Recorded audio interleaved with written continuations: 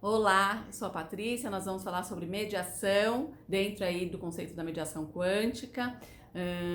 Hoje, se você se interessa por esse assunto, fica aí, porque eu vou dar algumas dicas práticas.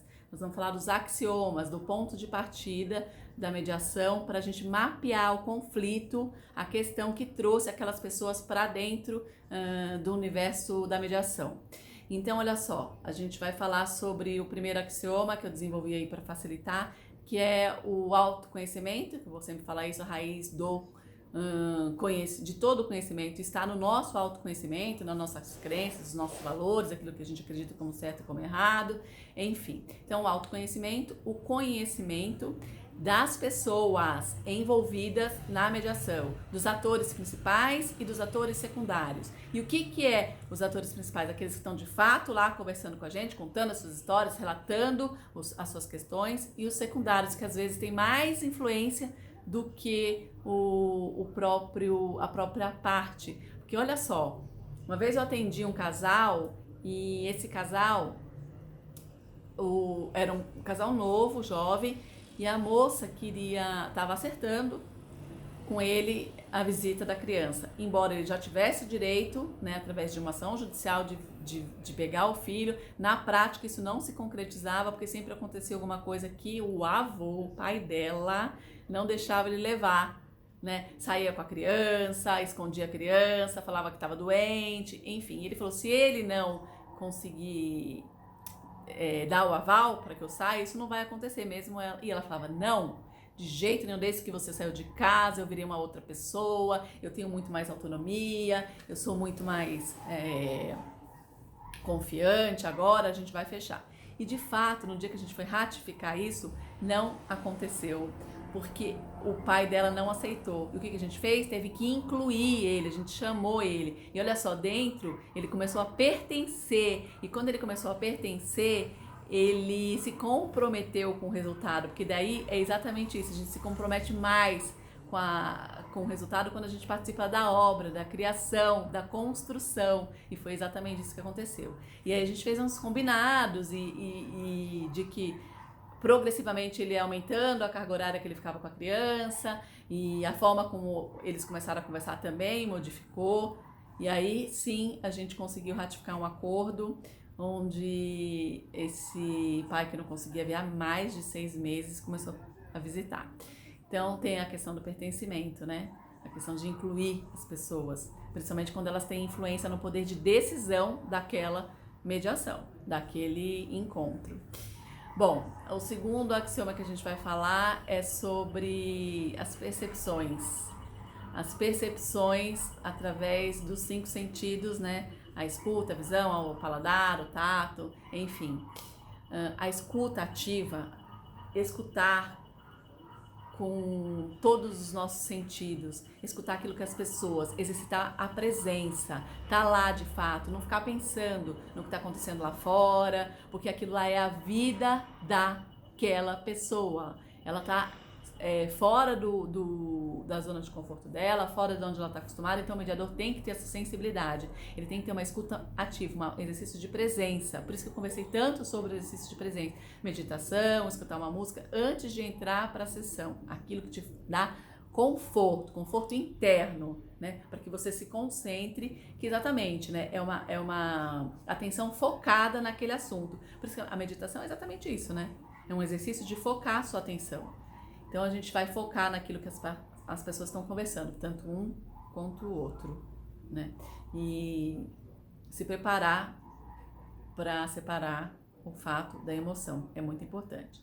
Então a gente vai verificar o que está acontecendo ali através de uma escuta atenta, através das percepções, através de escutar ativamente, ter empatia com aquelas pessoas, tentar se colocar no lugar delas, saber que a história delas é a vida delas, é como elas interpretam, e na narrativa delas a gente vai já verificar a crença, vai verificar paradigma, vai verificar padrão comportamental. Não tem como, não. Se o mediador atento, ele tem essa função, né? De entender o cenário, os atores principais, de perceber o cenário, de perceber o que eles já fizeram, quais foram as atitudes que eles tiveram para chegar até o ponto de buscar um terceiro facilitador que eles não conseguiram resolver por eles mesmos. Então a gente já vai mapeando aí todo esse conflito. Depois a gente vai atrás dos eventos, buscar dentro dessa narrativa do que eles contaram, que vai envolver muita emoção, muitas coisas que são daquele assunto, mas outras que são decorrentes de passagens que eles tiveram há muito tempo atrás e que a gente até ouve, mas até um certo ponto, para a gente poder pôr um limite que daqui para frente a gente vai construir uma nova visão de mundo para a gente poder inserir um acordo que seja satisfatório. Então buscar esses eventos, né, e ressignificar, que a gente conversou bastante, esses eventos, talvez ressignificar sempre que nem uma pessoa falando, não, mas ele sempre chega em casa gritando, e aí ele falando, ela sempre está trancada no quarto dela, ela nunca me vê, ela nunca chega para me receber, eu sou um nada para ela. Então ele grita para chamar a atenção dela e ela se esconde para chamar a atenção dele. Então você vê que é um círculo, é exatamente a circularidade, né, do diálogo que vai trazer um monte de confusão aí. Então a gente vai perguntar, escuta, teve alguma vez que você chegou em casa e ela não estava trancada, que vocês tiveram uma conversa? Ah, teve uma vez, assim, tal. E você, teve alguma vez que não tenha, que você esteja trancada e que ele não tenha chegado gritando? Ah, teve. A gente já recebeu uns amigos e tal. Então não é sempre, né? A gente tem que tirar o sempre ou nunca, porque isso acaba virando um julgamento. E a gente precisa aprender a se separar, né, do julgamento. Ficar o mais imparcial e eles, inclusive, entenderem isso. Então a gente busca ferramentas para a gente minar esse sempre ou esse nunca. Existiu algum fato diferente? Com certeza existiu, né, gente? Não tem como ser sempre. Nada é sempre. Nada eu sei que tem as polaridades, mas nada é de um jeito ou de outro, né? Sempre vai ter alguma outra situação, senão eles não teriam nem ficado juntos. Então a gente vai buscar esses eventos na narrativa deles e vai perceber esses eventos junto com eles. Eles têm que expandir a consciência deles, expandir, colocar luz naquilo que eles estão, porque lá no fundo, na memória deles, tem alguma coisa que é boa, mas que eles exatamente excluíram. A gente já falou sobre a exclusão, né? E eles excluíram. Enquanto eles não trouxerem para o pertencimento, enquanto eles não incluírem aquilo, o diálogo fica mais complicado. Então a gente inclui isso na história, tá? Depois dos eventos, a gente vai falar sobre como é que a gente constrói uma nova forma de comunicação, né? Então a gente vai colocar no papel mesmo para formar ou não, elaborar ou não, construir ou não um acordo. Inclusive, se as partes não querem acordar, se elas não querem conversar, é também uma forma também de consenso. Elas não querem aquilo, elas têm que procurar um outro método judiciário, enfim, o que for melhor para elas, porque tem a legitimação, né?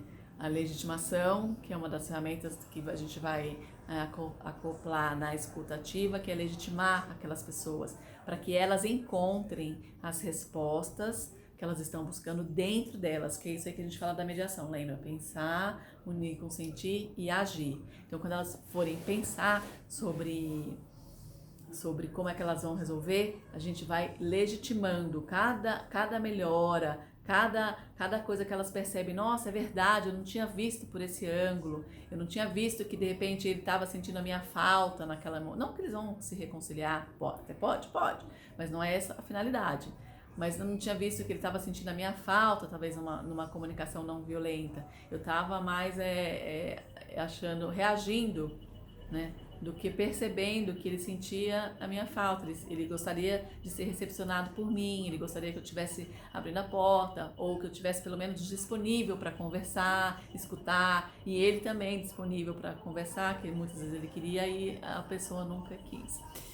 Então é essa legitimação aí que vai dar um novo acordo. Então a gente vai ter o autoconhecimento, o conhecimento daquele cenário, dos atores, a percepção com os sentidos, olhar para os eventos internos e os eventos externos, né, para separar a emoção do fato, legitimação e, enfim, a construção de um acordo ou não.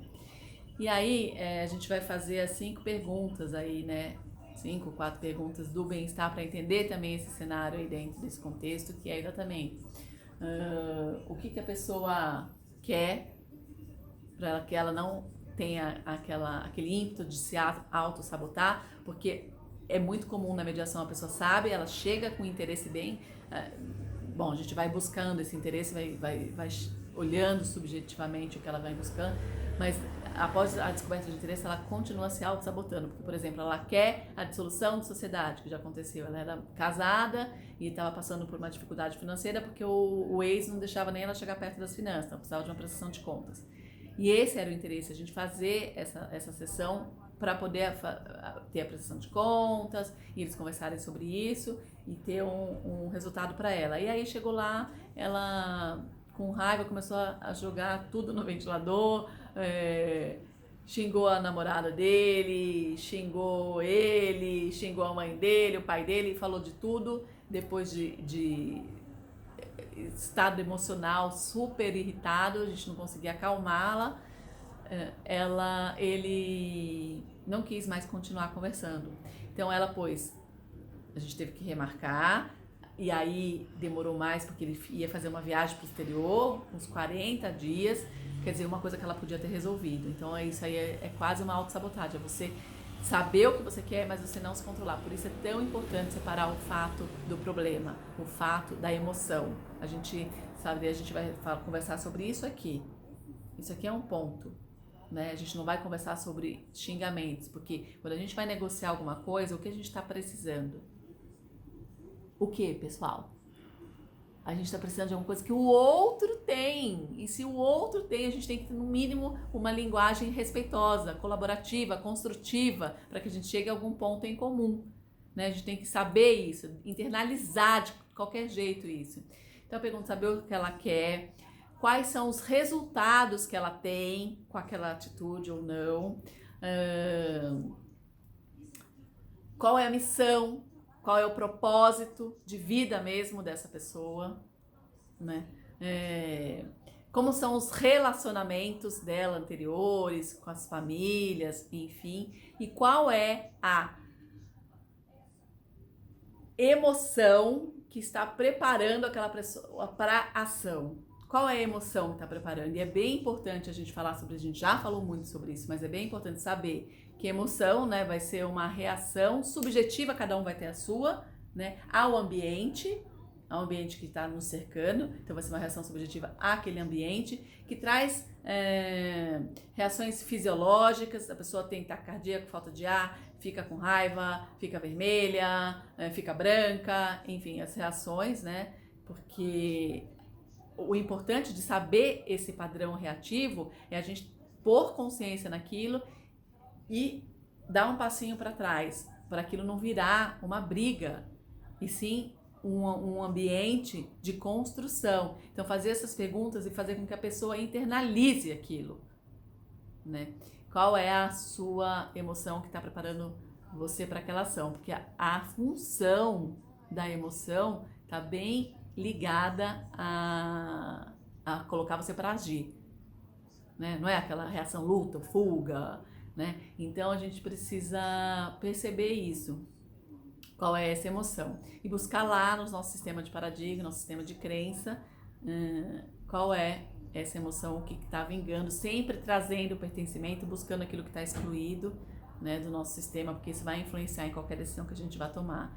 Isso é mais importante do que o próprio conteúdo em si, é saber esse processo de pensamento, como é que a gente pensa, o pensar, né, o sentir o sentimento, pensar o pensamento, buscar a forma como a gente pensa para ter um diálogo mais eficaz.